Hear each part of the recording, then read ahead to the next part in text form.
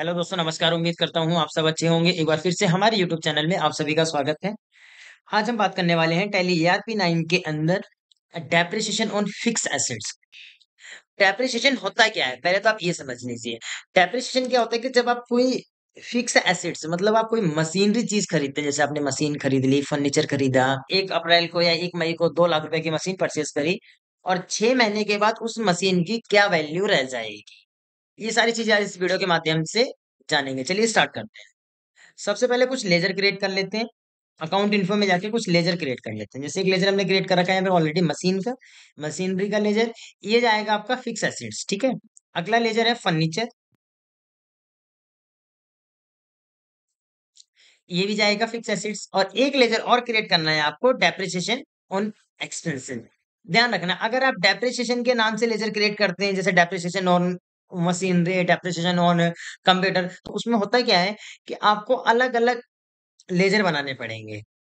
लेकिन आप depreciation on expenses का अगर लेजर बनाते हैं, तो उस लेजर में आपको सबसे अच्छा प्लस पॉइंट ये रहता है कि आप किसी भी एसेट्स पे लगा सकते हैं, चाहे वो फर्नीचर पे हो, चाहे मशीनरी पे हो, चाहे कंप्यूटर हो, या अन्य कोई चीज हो।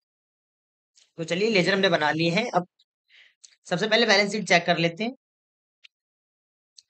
तो बैलेंस शीट में देखेंगे, अभी फिलहाल हमारे पास करंट एसेट्स में जो बैलेंस हमारे पास है, डेब्टर से पैसा आना है और क्लोजिंग स्टॉक जो है वो है, लेकिन कैश एंड में जीरो बैलेंस है।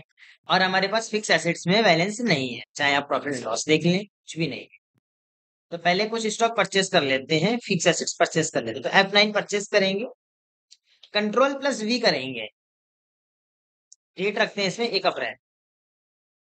कंट्रोल प्लस वी करेंगे, किससे परचेस कर रहे हैं वो पार्टी नेम क्रिएट करेंगे, जिससे आप परचेस कर रहे हैं वो पार्टी नेम क्रिएट करेंगे। सन्ड्री क्रेडिटर्स, 5 लाख रुपए का भी हम फिक्स एसेट्स परचेस कर रहे हैं। एंटर करेंगे, न्यू रेफरेंस। यहाँ पे आपको डेबिट में रखना है मशीनरी और फर्नीचर, पर यहाँ पे नहीं आ रहा है। अभी आप देखेंगे तो यहाँ पे परचेज का लेजर आ रहा है, जो कि मुझे नहीं चाहिए। मुझे चाहिए मशीनरी और फर्नीचर का लेजर। तो उसके लिए क्या करेंगे, ये अक्सर आपको प्रॉब्लम फेस करनी पड़ सकती है। ये किसी भी सिस्टम में प्रॉब्लम आ सकती है कि आपको जो लेजर चाहिए, एक्सपेंसिव और फिक्स एसेट्स का लेजर अगर परचेज में शो नहीं हो रहा है, तो उसके लिए क्या करेंगे। चलिए स्टार्ट करते हैं। F12, आप एक बार F12 करेंगे तो आप देखेंगे ये जनरल ऑप्शन आ रहे हैं। एक बार और करेंगे, जब आप 2 बार F12 कर देंगे, एक बार और देखें। अभी यहाँ पे जो हमने अभी आपको लेजर दिखाया, मशीनरी और फर्नीचर का लेजर नहीं आ रहा है, तो उसके लिए क्या करेंगे आप, F12 एक बार करेंगे, फिर एक बार और करेंगे। तो यहाँ पे सेकंड ऑप्शन आपको मिलेगा, allow expenses fix assets in purchase voucher.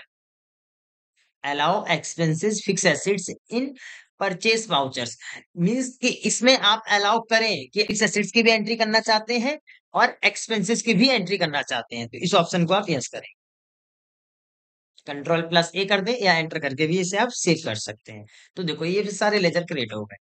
सो यहाँ पे सारे लेजर शो हो गए आपके सामने। देखो एक्सपेंसेस भी था उसमें, तो डेप्रिसिएशन ऑन एक्सपेंसेस का भी लेजर आ गया। इसका अगर आप प्रूफ चेक करना चाहते हो, देख सकते हैं ये इनडायरेक्ट एक्सपेंसेस का है। इनडायरेक्ट एक्सपेंसेस का है। तो फिलहाल तो मैं परचेस करूंगा मशीनरी। मशीनरी 3 लाख रुपए की परचेस कर रही है, और फर्नीचर 2 लाख। तीन परचेस। आप नरेशन लिखना चाहते हो तो आप लिख सकते हैं कि आपने क्या क्या परचेस करा, मशीनरी है, फर्नीचर परचेस करा है, कर देंगे। आप चेक कर लेते हैं एक बार। तो जब आप बैलेंस शीट में चेक करने के लिए जाएंगे, तो यहाँ पे देखेंगे फिक्स एसेट्स के नाम से ग्रुप भी बन के आ गया, जो कि एसेट साइड आ रहा है। और दो लेजर हैं यहाँ पे, एक फर्नीचर 2 लाख रुपए में परचेस करा है, और एक मशीनरी जो 3 लाख रुपए की आपने परचेस करी है। अब बात करते हैं कि डेप्रिसिएशन के बारे में। तो सबसे पहले प्रॉफिट एंड लॉस चेक कर लेते हैं कि यहाँ पे इनडायरेक्ट एक्सपेंसेस कितना है। जीरो है फिलहाल। फिलहाल जीरो दिखा रहा है। चलिए एक एंट्री करके मैं आपको दिखाता हूँ। अकाउंटिंग वाउचर में जाना है, F7 करेंगे, जनरल की एंट्री होगी डेप्रिसिएशन ऑन एक्सपेंसेस डेबिट।